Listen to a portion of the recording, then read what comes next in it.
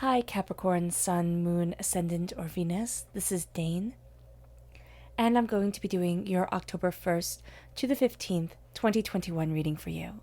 Now I ask if this reading resonates with you. Don't forget to like, comment, and subscribe. If you're interested in any of the cards that I'm using, they will be listed and linked in the description box below. And if you hear any snoring or bone chewing in the background, that is my dog as me, so don't pay her any mind. All right, with that said, let us clear the energy space, raising our own energy vibration and releasing any negativity. So take a nice deep breath in, exhaling whenever it feels comfortable for you.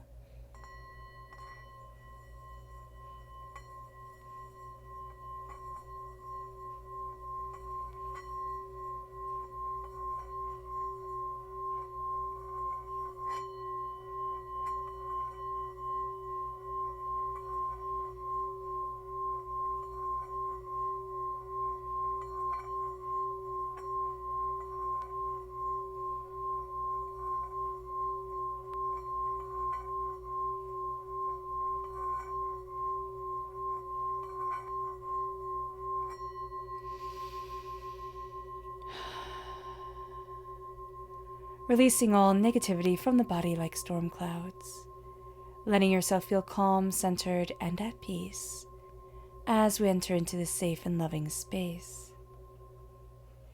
Let's let the bowl sing as we see what the tarot has to say.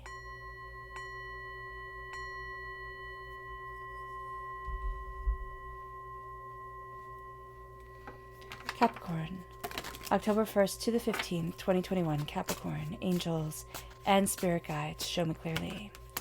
Guide this reading and show me clearly, angels and spirit guides, angels and spirit guides, show me clearly. Guide this reading and show me clearly, angels and spirit guides, angels and spirit guides, show me clearly. Guide this reading.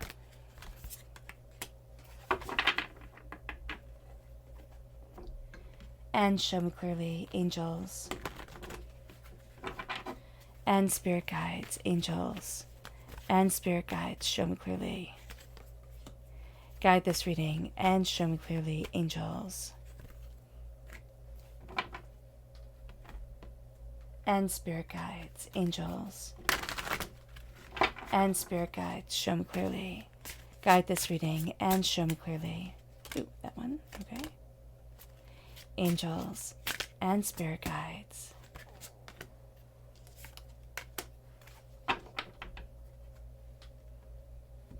So at the bottom is our root itself. The left-hand side is our inner self. The middle, our heart, our emotional self. The right-hand side, the public arena, the public self. So let's see what the cards have to say. At our root, we have the star, which is Aquarius energy, if we're born on the cusp with Aquarius, or if we have Aquarius within our natal chart, that's coming through very powerfully at our root. And then we have the sun. So what I love is that we have the stars, far away suns, and we have the sun in the sky, what warms us and what helps us to be and exist. And so there's a level of magic, but there's also this level of being connected to the greater world, of being connected to the stars and the sky and the changing, the morphing of time. We then have the 10 of water, the 10 of cups, the 5 of air, the 5 of swords. Interesting. I like that 5 of swords a lot. We have the 5 of wands. Now with the repeat of the number 5, we're going to expect things to be really quite tough. We're also entering into a time where we're embracing certain freedoms, certain desires within our life. Things aren't going to be as difficult as we imagined them to be. Now, if we think, oh my gosh, this is never going to end, this is just going to be eternal, and I can't believe it, it's not eternal, so that's good to know. But it still can be quite intense. We then have the universe, which is the world in the Rider-Waite-Smith deck, opening up to us. There is tremendous power here. The Queen of Wands, fire sign energy, Aries, Leo, Sagittarius. If we're born on the cusp with Sagittarius, or if we have fire sign energy within our chart, that's coming through very powerfully as a focusing fire within us. We have the moon, so we have all the celestial beings right here coming forward. The moon is also Pisces energy, so if we have that within our natal chart, that's coming through very powerfully within the public arena. There's also this sense of fear kind of guiding us at times, and we're looking that fear dead in the eye now and saying, no, there's no place for you. And then we have the 10 of Cups. Again, we have the 10 of Water here. We begin with it in ourselves. We end with it in the public arena. This is joyfulness. And they all live happily ever after. So if you're going to have a repeat of one card, this is the card to have, most definitely. So let's look at the energy we have to be mindful of during this time, Capricorn. Angels and spirit guides, show me clearly.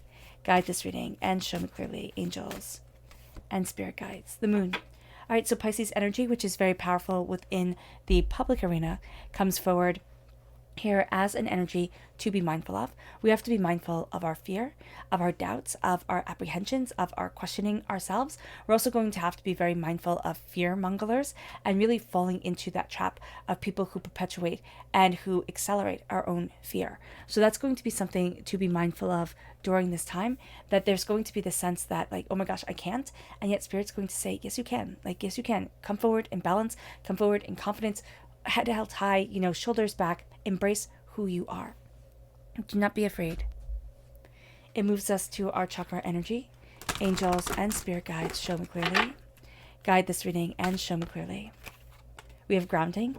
Now this is the Earth Star chakra located 6 inches below our feet.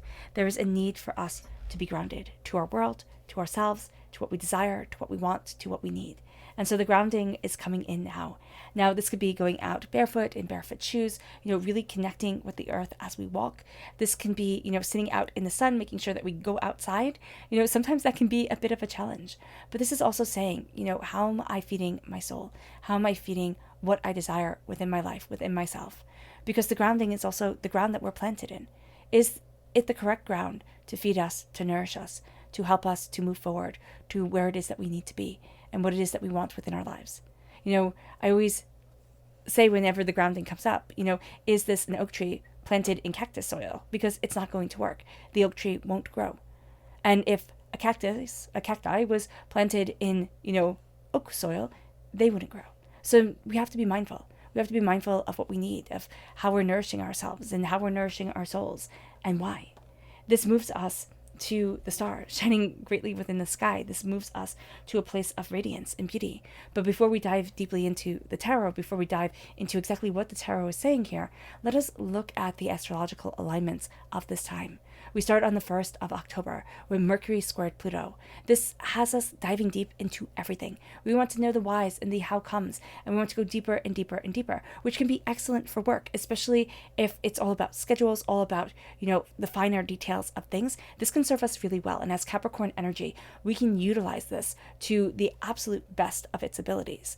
But we also have to be mindful of not falling down the rabbit hole. And we can tend to fall down the rabbit hole into things. Now, this could be, this could be watching too much true crime, murder mysteries, horror, anything like that that lowers our energy vibration. We have to be mindful of falling down that rabbit hole. Or even, watching people on YouTube who, for some reason or another, we might think they don't have that great energy vibration.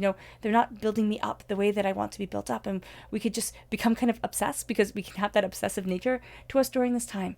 And we need to kind of step back from it and say, you know what? No, I'm only increasing my energy vibration. I'm only embracing what I love and what I need and how that, accelerates me forward. So do be mindful of that and lower energy vibrations during this time. On the 2nd of October, Venus is going to be sextile Pluto, which means that we become very passionate about everything that we love, everything that is, wonderful for us. It starts to really come out. We want to share it with everyone. Now, we're also going to be a little bit more sensitive during this time as we dive deeply into things, as we feel things very deeply. So we have to be mindful of that and be kind to ourselves. Not everybody's going to love what we love, but we're kind of going to be like, toddlers or kindergartners. I want to share this with you and I want you to love it as much as I do. So do be mindful of that. And we're going to feel frustrated when people don't. So again, that is something to be mindful of. On the 3rd of October, Mercury is going to be trine Jupiter, which brings a wider point of view and this beautiful, fun outlook of like, I don't have all the answers. I have so many questions. Let's see how all the differentness within this world can come together in one beautiful way. And that's going to be something that's really, really fun for us. We're going to find that planning for the future becomes a little bit easier because we have this broad, really loving outlook on things. And it really helps us to run things smoothly, to get to where it is that we want to be, to how it is we want to excel forward. On the 6th of October, the new moon is going to be in Libra, which brings us this beautiful new beginning. And we're going to have a separate video all about the new moon in Libra. Now, on the 6th of October, we also have Pluto going direct, which for those of us who are sensitive, this can take us a couple of days, if not a couple of weeks, to really move past this intensity. Because when Pluto's coming out of retrograde, we're leaving behind our fears of letting go. We're leaving behind this need to control. And yet this need to control has filled such a big part of our lives and who we are and how we're moving forward. And so here, by releasing it, and as a Capricorn energy, we don't want to release it. We want to have everything planned out perfectly. So by releasing it, we're going to become more focused on our ambition, on what we desire, on our empowerment, but it means that we're not in control of everything. And sometimes we might not feel like we're in control of anything, which can be something that is overwhelming. But we're going to find that we are embracing this new adventure towards success, towards bounty, and towards beauty, and that there's this beautiful power of change that is around us. On the 7th of October, Venus moves into Sagittarius energy, which brings us a live and let live energy, like says, just go for it, see what happens. But also we're going to very much have this energy of don't tell me what to do. So if we can take this day off, if we can, keep this as a self-healing day, that's going to be so powerful for us. On the 8th of October, the sun is going to be conjunct Mars. Now this brings us a hero's energy, but it also has us it gives us a little bit of a hot temper. So do be mindful of that. On the 9th of October, Venus meets with the moon in Scorpio, and this opens our eyes to our third chakra. This actually opens our third chakra and brings this intense insight and awareness to the world around us, to what we desire, to how we're moving forward. This is known as the gate of creativity. If we are looking to create something, if we're looking to cultivate something, or learning how to cultivate something, the 9th of October is the time to do it, is the time to embrace our creativity, to open up the door. On the 9th of October, Mercury is also going to be conjunct Mars. So we become quick-minded, quick-witted, quick of reflexes. This is a great time for going outside and playing any sports if we like to, or for yoga, just the centering of our mind and our spirit to sharpen ourselves. We're also going to have a bit of a sharp tongue during this time, so do be mindful. Everybody's going to have a bit of a sharp tongue. We're going to be more direct, and we're not going to see the need to sugarcoat anything, which that coupled with the sensitivity of the great gate of creativity of our third eye opening so intensely, this can lead for a kind of walking an eggshell day, a day where we're sitting there and saying, well, why? They just need to hear this. And the other part of us is this sensitive, needing to have kid gloves on type of energy. So do be mindful. On the 10th of October, Saturn becomes direct. And what we're going to see here is that we become astoundingly focused on our responsibilities and getting the job done. What needs to be done needs to be done. And we're astoundingly grounded during this day as an earth sign energy. For this day to be even more grounding, we're going to find that we're focused, we're insightful, we know what needs to be done and why, and so we go after it. We're also going to be very aware of our limitations, which we can think is a bad thing. I'm aware of my limitations of what I don't excel at, so obviously this will be bad. No, it's actually going to be a really good thing. We're going to know what we need to get double checked and what we don't. We're going to know where we excel and where we need to kind of hand things off to somebody else, or have another pair of eyes come in and look at something. This becomes very practical for us. This becomes very much an awareness of ourselves and what we desire and where it is that we want to be. And our long-term goals become clear and become practical. We're sitting there and it's like, oh yeah, I can do that. Oh yeah, I can move this forward that way. Now on the 13th of October, Venus is going to be sextile Saturn, which is a time for being around family and friends and really embracing what we love. Now, because we just love our people so much and love what we're doing and want to share that with everybody, we're going to tend to be sacrificing for what we see as long-term goals. But what we have to be mindful of, we can be sacrificing for work, we can be sacrificing for people. What we have to be mindful of is that sacrifice needs to be recognized, because we need to make sure that it isn't draining us. It doesn't mean that people need to make a big deal out of it, but we need to be recognized for what we're doing and what we're giving up. Now, everybody's going to be a bit self-sacrificing on the 13th of October, and we're going to need it to be acknowledged, so do be mindful of that. On the 15th of October, the sun is going to be trine Jupiter. And this makes it a lucky, generous, happy day and a beautiful day to kind of end this reading on. Because what we're going to see here is that we're all kind of larger than life. We have this intense spiritual awakening and this intense need to share what we love. There's an excitement, there's a beauty to our lives and what we desire. What we're going to find is that we can also be just a little bit too generous and a little bit too indulgent during this time. So we have to be mindful of that. This would be a fantastic day to throw a party. And yet, everybody's going to be kind of reaching for their wallets. And we're going to make a good argument as to why it should be us who pays for it, or why it should be us who shares, our favorite things with everybody, and just wanting to build everybody up. So we have to be mindful of that, because our generosity, though wonderful, can be a little bit too intense. It moves us to the star. And the star at the root of us is our dreams and our wishes and our desires and our hopes and where we want to be within our lives.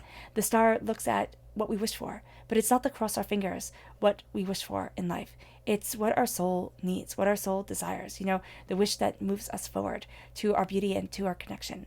And so what comes in during this time aligns us, but it might seem out of sorts, or it might be like, why is this happening? And it's because divinity is seeing, again, what our soul greatly longs for. It moves us to the sun. There's a radiance within us that just gets to shine, that just gets to be a part of us, a happiness, an intensity, a beauty, a power that gets to light up our world and light up ourselves. Because this is at our root, it's going to be very easy for us not to see it. It's going to be very easy for us to say, oh yeah, this is me, this is what I'm good at, but I'm going to be humble about it. Or, everybody has their skills, has their blessings. What we're going to notice is that people can be really taking us by eyes, really sort of toxic around what we shine at, around what we're blessed at, or just like sniping at us, little underhanded, mean things.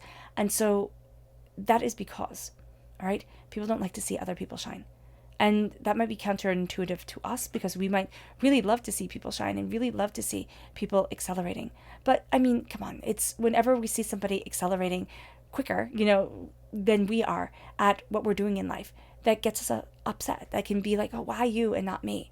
And that jealousy tends to come out when we see the sun shining on a person. So people will be taking us by eyes. What we have to remember is that all people are human. Everybody has jealousy, has that green eye monster inside of them. Everybody has their ambition that they wish to be absolutely excelling at. And when everybody's on top of the world, and everything's going right for them and everything's smooth, we can bless other people. But it's harder to do so when everything isn't going as smoothly as we would like it to be. So we have people taking us by eyes. We can feel a little bit guilty. We can also not know why, because we have the 10 of Cups coming in. We have what we love really coming forward, but we have the 5 of Air. We're facing our own battles. We're facing our own demons that we have faced before. And now we're thinking, how do I move forward? How do I embrace what I love and what I desire? Because I have a bit of chaos going on around me. And what Spirit is saying here, Capricorn, is let your heart shine. Let what you love in life shine forward within you. Let it be the beautiful basis for which you are accelerating your world, for which you are moving forward in, how you are embracing your love and your life, your tenacity and your being. There's a sense of I love.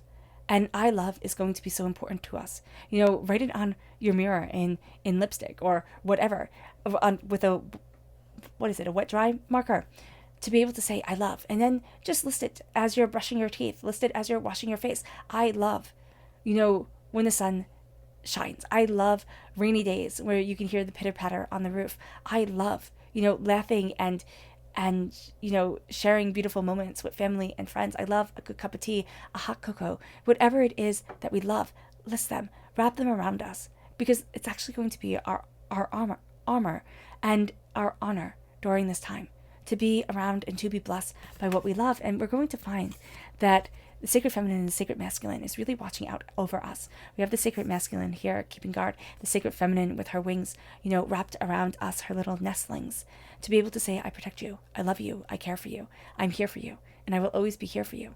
We're going to face things that we faced before and didn't like, that we found hard or uncomfortable and overwhelming and not where we wanted to be. And yet, as we face them again, we're going to see ourselves more openly and more honestly. We're going to be looking at things with this intensity, with this power, with this insight. And we're going to be saying, what? I'm not the same person that I was.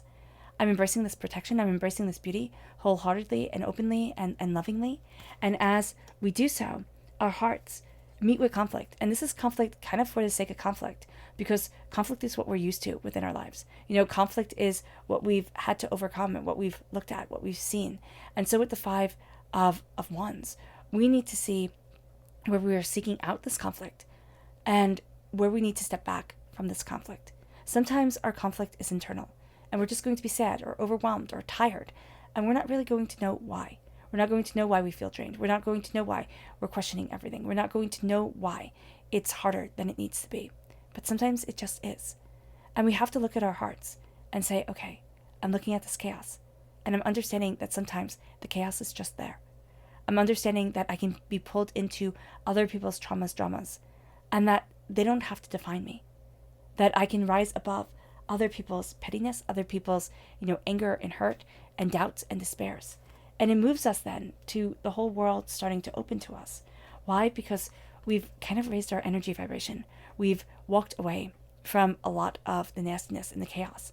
And we're saying, this is me. This is what I love, and this is what I want, and this is the universe opening up to me, because I'm opening up to the universe, to a plan that is greater than I expected, to a beauty that is more powerful for me than I realized. And as I open up to this, I open up to my song, myself, my desires, my hopes, my dreams, and my wishes. And it moves us to our passion, to our reason for getting out of bed in the morning, really starting to accelerate our soul, really starting to bring us a new dawn, a new day, a new intensity, a new insight. And as we are embracing this, we are embracing us. As we are looking at this passion and this tenacity, we're looking at what we want and what we love. And we're knowing that we don't have to be center stage. Success isn't only if everybody knows your name and rolls out the red carpet. The success is the peace that we have when we cuddle into our beds at night. The peace that we have when we, look at ourselves in the mirror and we realize that we're walking the right path, that we're moving forward in the right way. And as we do this, we come to the public arena. As we embrace our passion and our desires and our hopes and our dreams and our wishes, we look at the illusions that hold us back, the fear that tries to strangle us. When we look into the night, and we see all the shadows, all the monsters, and we think, I can't possibly. And then we start to realize that the shadows are just illusions. They're there to make us think to stop, make us take pause. Now, from a primitive standpoint, that makes sense. We could be eaten or killed because we're sight hunters, and when the lights are off, we don't see that well. When the sun is down, our ancestors did not see. That's why light is so important to us. And here, it's looking at the world not lit up, not artificially, not in the middle of chaos or anything else, but it's looking at our world quietly. It's looking at ourselves quietly. It's finding the passion, the beauty, the brilliance that we stand in. It's looking at the illusions. It's looking at the shadows and realizing they're not monsters. They're not monsters at all. And yet, a lot of times, what we're keeping ourselves from, by the illusion of what we think could happen, what we think might be, we keep ourselves from where we're supposed to be. The powerful what if starts to strangle us. And the possibility that it could be better than we imagined, that it could not be so hard or chaotic or hurtful or disparaging, doesn't come to mind. And now's the time to let it come to mind as we move forward with the conscious and subconscious self, as we move forward to what we love, to what we express, to what we need. And it moves us then to the Ten of Cups. It moves us to, and they all live happily ever after, to embracing our happiness, which when Spirit says our happiness, it's important, because even though happiness is a broad term that we all use, I just want to be happy. What would make me happy and what would make you happy could be quite different. Now, it could be quite similar. We don't know. But we have to embrace our individuality, our love and our passion and our desire, and saying, this is my heart. This is my heart and this is my soul. This is my beauty and this is my complexity. And as I embrace what I love, I embrace who I am. It moves us to our subconscious energy to be mindful of. And that's the Star. Now, this is Aquarius energy. This is a sense of getting too caught up in dreams and also being really attracted to people who are way too caught up in dreams, in the illusion of instead of the practice of where they need to be. That could be a bit tricky and a bit intense, but it is going to be important to realize. Our subconscious chakra self is abundance, prosperity, and success. The root chakra. We move towards our abundance, again, our prosperity, our success, our bounty. At the root, there is a sense of living in happiness, living in contentment. Again, it's not the bigger the house, the more happy, or the happier we are. It's the awareness of what we love, of what we desire within our lives, of our passion and our beauty. It moves us to our subconscious rooted energy, and that's the lovers. Are we going after what we truly love? Or are we going after the illusion of what we think we should love? Because here you have the beautiful woman, but underneath you have the skeleton and the skull of the person she's lured in. Is he seeing her for who she is? Or is he seeing the illusion of what he wants to see? Is she seeing him for who he is? Or is he the illusion of what she wants to see? That's going to be something that we have to do here. As we're embracing our love, as we're embracing our passion, as we're embracing our hearts and our way forward. What is it that we love and desire? And how is it that it's moving us? Our subconscious inner self is the 4 of air. The 4 of air is honoring our voice. The 4 of air is purifying our breath. The 4 of air is knowing that it's been a long journey. It's been an intense journey. And we honor the steps that we have taken to get to where we are. And the shadows that those steps have cast. It moves us then to our subconscious emotional self, the tower. The tower is change. Out of our realm of control, it is change. It's divinity pushing us out of our comfort zone. It's us moving forward towards something more. And as we change, and as we embrace this change, and as we see this change, we embrace and we see ourselves openly, honestly, intentionally, and powerfully. We also see the times in our lives where it almost seems like things have been taken out of our control and we are pushed forward. And that's going to be powerful. Our subconscious public arena self, the 5 of Cups. Change your mind and change your life. It is time to change what we are looking at. We can look at what is built and what hasn't come to pass forever and let it absolutely ruin our insight of our world and where we want to be. Or we can look at our blessings. We can look at our love, our passion, our desire, and know that it still stands. Our unity still guides us. It's hope. It's hope at times where we can think that there's none. All right, Capricorn. I hope this reading has resonated with you. I wish you nothing but light, love, peace, and happiness. May harmony always be with you. I am sending loving, healing energy to each and every one of you. I love you all, and stay safe.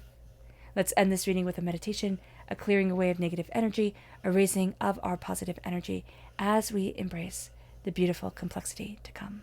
So take a nice deep breath in, exhaling whenever it feels comfortable for you.